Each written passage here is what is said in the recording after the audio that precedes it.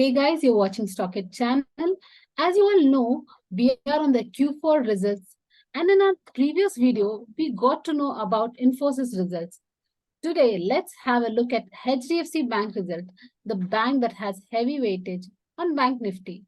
And also, let us understand how is it important as an investor to know about the results.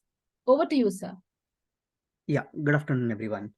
So today, let's understand how exactly HDFC is performing, because if we see from the latest past 3 weeks, HDFC Bank is performing from 1,550 to 1,692, almost around 150 points have moved, which is collectively pushed Bank Nifty also. So now we will see whether will it continue to move after this result or will it impact.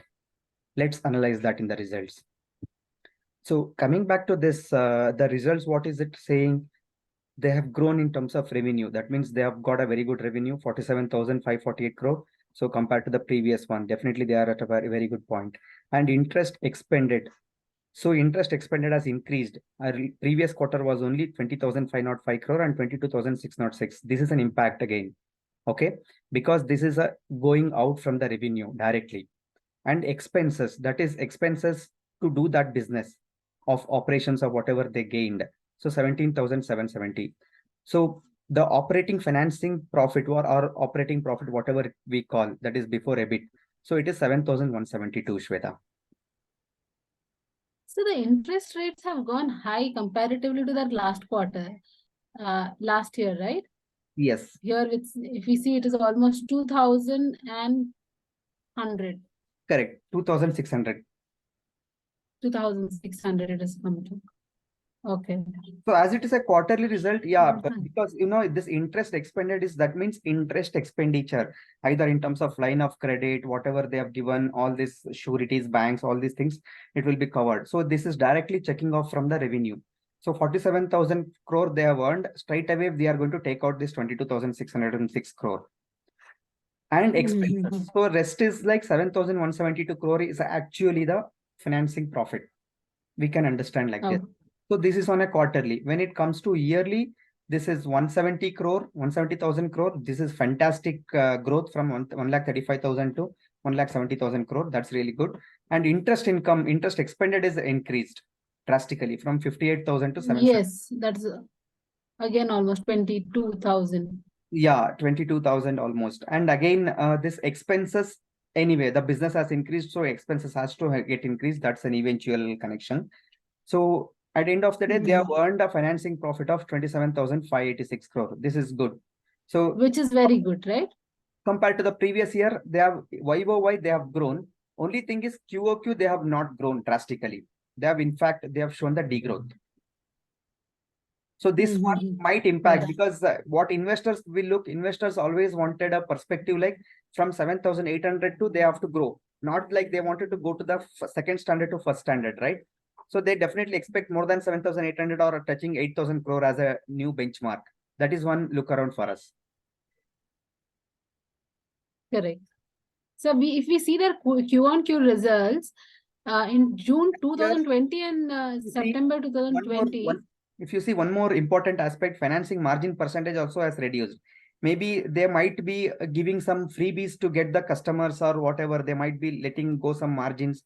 All these are impacting. So their financing margin percentage also got reduced. That is from 15% from 17%. So that's one. So the same percent they had in 2020 as well. If they have degrown, the quarter degrowth was between 2020, September and June. After that, they have been consistently been showing the growth. Yes, they are showing during COVID.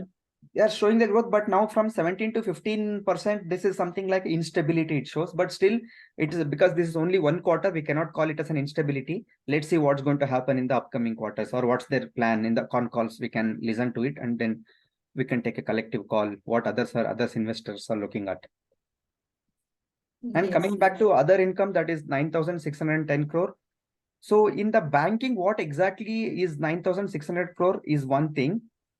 That's from the other income, and depreciation will be collected in a different format. We'll discuss about this point. So if we come across this 16,783 crore, that means compared to profit before tax, compared to previous quarter, they have still degrown. So in a nutshell, they have degrown by almost around 100 crores. That's the look around here. And if we look on year, definitely they have grown here. 46,149 crore, they have grown here. Okay. So the depreciation still they have not shown here, because depreciation as per the financial document, it has to be shown. So depreciation, we will see what exactly, because we are waiting for this balance sheet to get updated. This balance sheet, once this balance sheet gets updated, then only we will be able to see what is the depreciation and what is the assets and liability sitting. That will give a clear picture. At this moment, they have not updated this depreciation. This is one black box for us so far. Even the statement what we are unable to decode. So maybe we will get to know maybe in a day or tomorrow or before the con call itself, I guess. We have to keep a watch on this. How important as an investor should we know about these results? What should our investors' actions be after taking a look at the results? Yeah, investors' action is banks are getting money from where? Quick money. Public. So what exactly we have to see? We have to see as a CASA, CASA, that is current account and bank depositors, right? So here if we see CASA, CASA is there, no? This is an important factor, that is current account and as well as savings account. This is where the deposits will come in directly to the banks.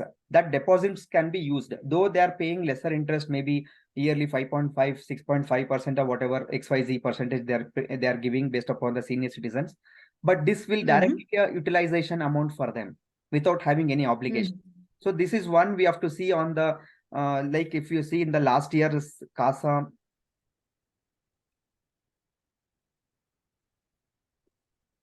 they have not shown in the quarterly.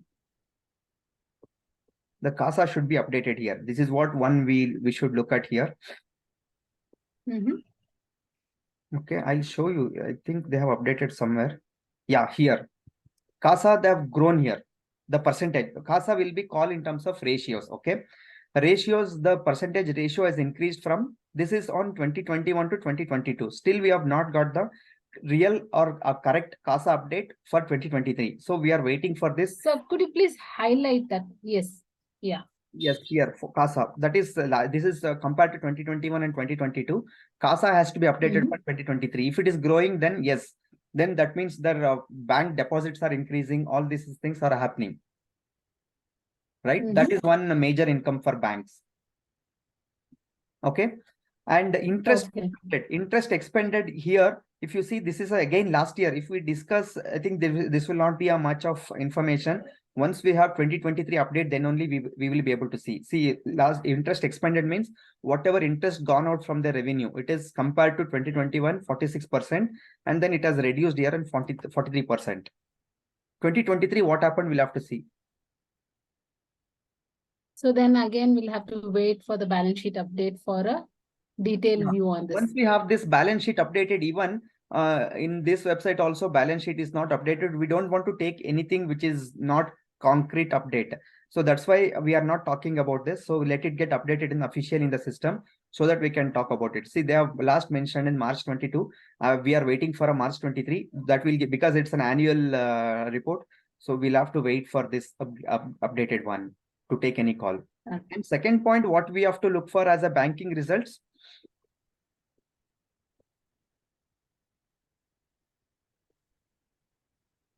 The ratios. Okay. So what ratios we are talking, the return on assets, whatever their assets, they're investing 2.17%. That's good. Return on ROE is also good. And leverage, there are two types of leverage, financial leverage and as well as asset leverage.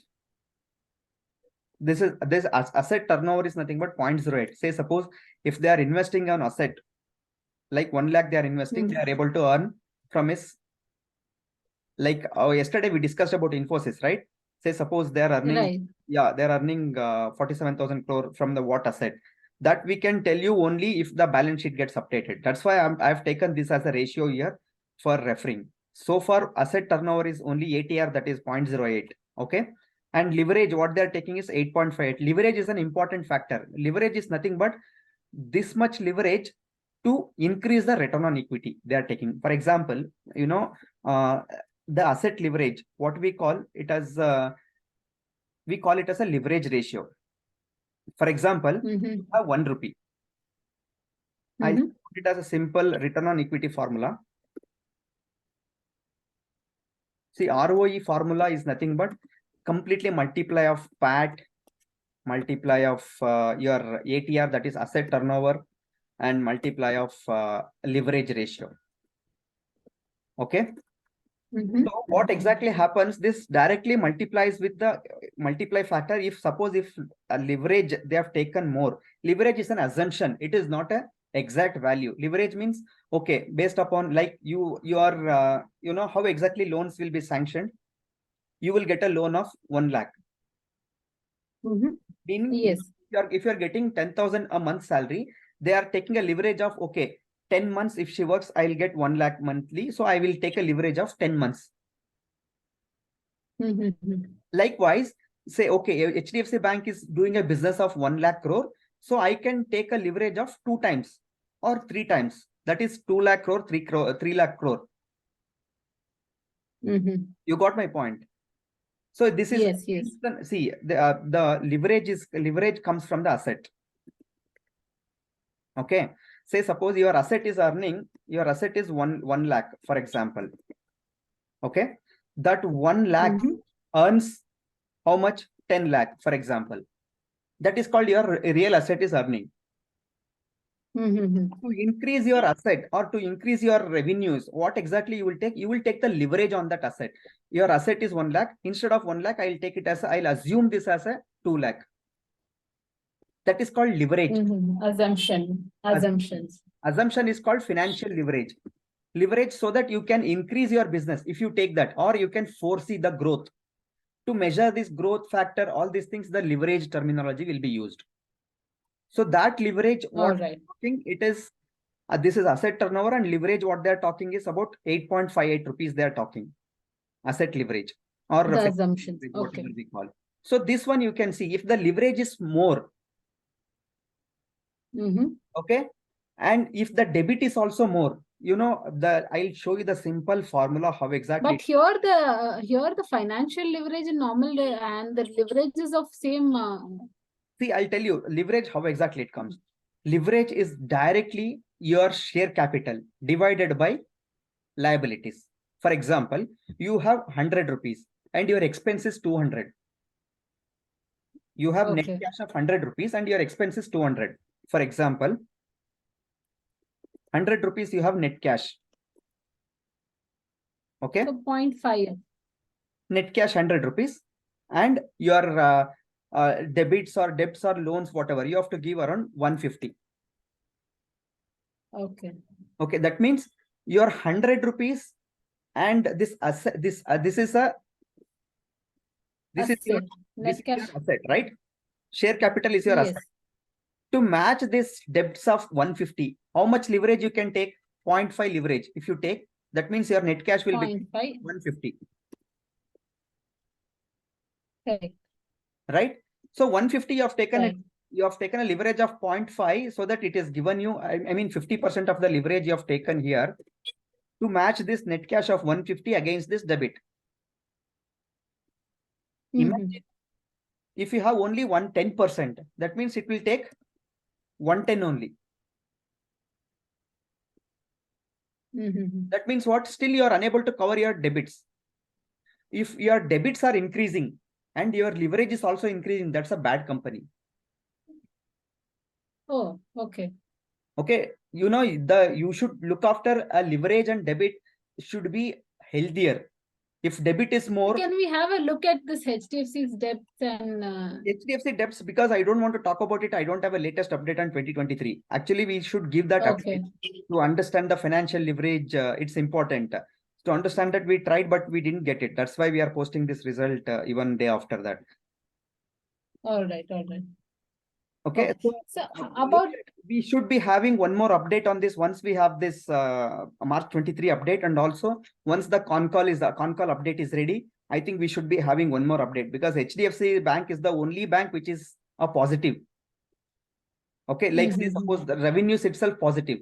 If you take other banks, like say, suppose if you take ICICI Bank, even this is also second largest weightage in the bank Nifty. See, this has a revenue of minus 4,000. See, the profit is minus 4,000. Whatever they are earning and also interest expended and expenses together, they are still ending up with negative.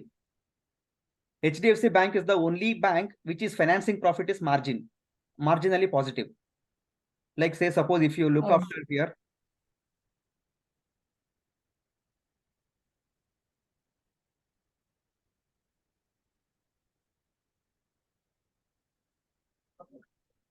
see here, HDFC Bank financing profit is marginally positive, whereas ICICI Bank is minus 4,300.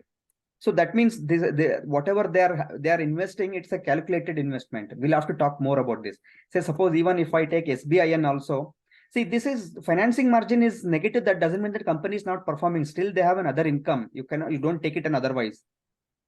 Okay. So but on the finance, whatever they are doing, that is minus. From there, they are trying to recover. Still they are showing the profits. But HDFC is not even showing this financing profit as negative. That's one good thing I'm saying. See, if I look at the SBIN, this is SBIN, right?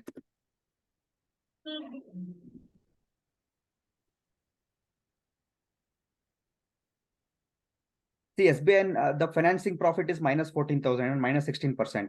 So investors are going to look after this. Right? Total end of the day, a profit is positive. That's fine. From the other income, it's coming. Let's talk about other income. But still, are you finding the difference between HDFC, SBI, and ICICI Bank, other banks which are highly positive in bank Nifty or high weightage? Still, HDFC Bank is a positive. That's why we'll have to talk. HDFC banks comes on the top when it comes to banking sectors. Exactly. Right. Right. So about the dividends also, if you can just tell HDFC dividends declared date. Yeah, dividend HDFC, HDFC, they have issued the dividend. This time is a good dividend. If you see here, corporate actions, I think 19.5 rupees they have issued the dividend. What is this? Okay. See, 23% of the dividend amount is going. See, to talk about this dividend percentage, we really wanted this banking statement balance sheet, Shweta. Without this balance sheet, no, if we talk, it is like correlating or closing the loop. Exactly. But this has given us a quite good. For sure, they have given the highest dividend, that is 19.5, if I am correct, exactly the number. Maybe plus or minus here and there, but relatively higher dividends they have paid across all these years. Okay, for this quarter. Okay. Yeah, for this. So this quarter is the highest dividend paid. Yeah, up till 19.5. If you can just cross verify that number, but so far it is 19.5. Oh, that's right. So we had good information about HDFC Bank results. Yeah, we need to have one more. So we'll again tune in again about once the balance sheet is updated for a detailed analysis on this.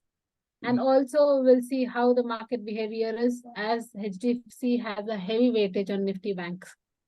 Let's connect back again, sir. And last point, Shweta, to highlight this, because HDFC Bank, what we have seen, the QoQ growth was little degrowing. So that might impact HDFC Bank and it may go some price action. So be prepared on. Yes, we'll have to wait and see. If you look at the top overview, it's a scenario of double top as well. It may fall here also, and it is 52-week high or whatever scenario. So still it may make a double top. Okay.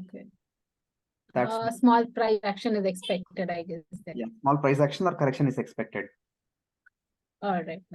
Let's wait for this tomorrow, and we'll again connect back as once the balance sheet is updated. Thank you for watching Stock Channel. Yeah, keep tuned into.